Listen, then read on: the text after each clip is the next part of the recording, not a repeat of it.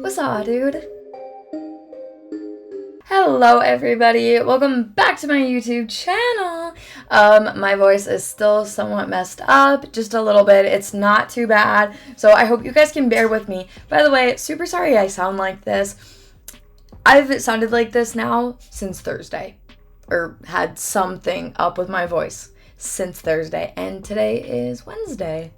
So, going on a week. Anyways, let's just jump right into today's story. We dropped the phones in a mud puddle. If you don't hear from us in a few days, don't worry about it. Sounds like a normal text. But to Jeanette Mayo, 59 years old, it wasn't. The night before, Thursday, April 27th, she had driven 2 hours to go to her daughter's middle school choir recital. This was in rural Oklahoma, and the next day she texted her daughter, Holly Guess, just to check in on her and her granddaughter Tiffany, see how they were doing after the recital. After getting the text that I opened this video with, Jeanette knew that something was wrong.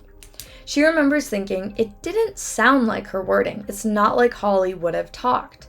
Jump forward to Monday night, May 1st, and Jeanette's worst nightmare was confirmed. Law enforcement officers got in touch with her to inform her that her daughter, as well as all three of her grandkids, Tiffany Dorr Guess, 13 years old, Riley Elizabeth Allen, 17, and Michael James Mayo, 15, were found dead along with 7 others in the small town of Henrietta, just south of Tulsa, on a ranch that belonged to Jessemcfadden, 39 years old. Jessemcfadden was a convicted rapist back in 2013, but he was released in 2020. Holly and Jesse had married about a year ago and moved in with him at his ranch near Henrietta.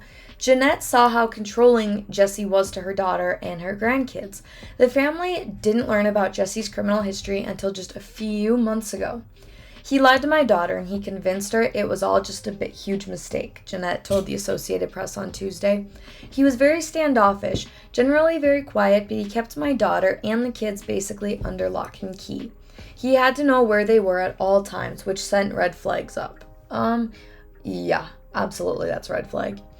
The 2 other bodies found were Ivy Webster, 14, and Brittany Brewer, 16, who were friends with Tiffany Guess. Ivy and Brittany were last seen by the Oklahoma Highway Patrol around 1 a.m. that morning, which was Monday. Ivy's dad, Justin, had filed a missing person report after she failed to come back home Sunday after she spent the weekend with Jesse, Holly, and her kids. Justin said that he thought the girls went with Jesse to spend time on a ranch where he was working near McAllister. Justin found Jesse controlling and unusual as well, but like Jeanette, he had no idea about Jesse's criminal background. Ivy's mom, Ashley Webster, told CNN that her and her family lived on the same block as Jesse and their families had been friends since December of 2020, so when he got out of prison. She said that she was unaware of his criminal past. All the kids spent time together. We never had any issues with the family. His wife seemed nice and would even drop off anything she baked, Ashley said. She said that she got a Snapchat from Ivy around midnight on Saturday and then another one on Sunday around 11 a.m., but they weren't the typical photo Snapchat. It was a Snapchat message where you didn't take a photo with it. Jesse had called her later in the day claiming that they were in a nearby town.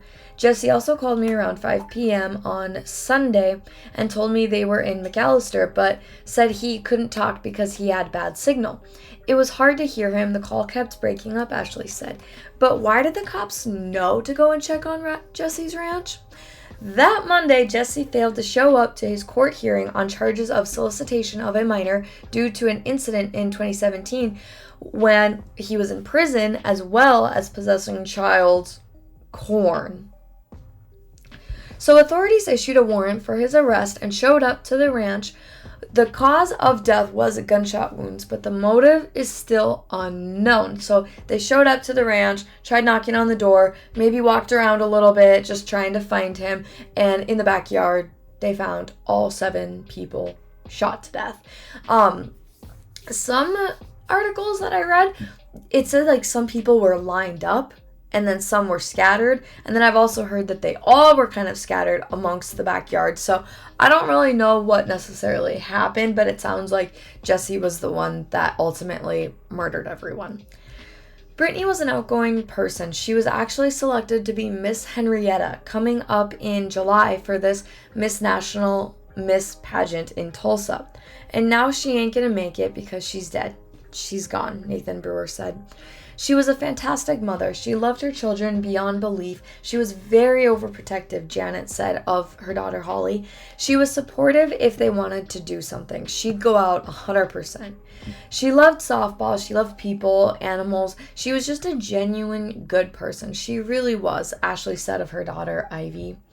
A GoFundMe has been launched to help the families of Ivy Webster and Brittany Brewer, and a separate GoFundMe has been set up for the other 4 victims, and I do have those links in the description box down below if you guys would like to go make a donation. It's just there if you would like.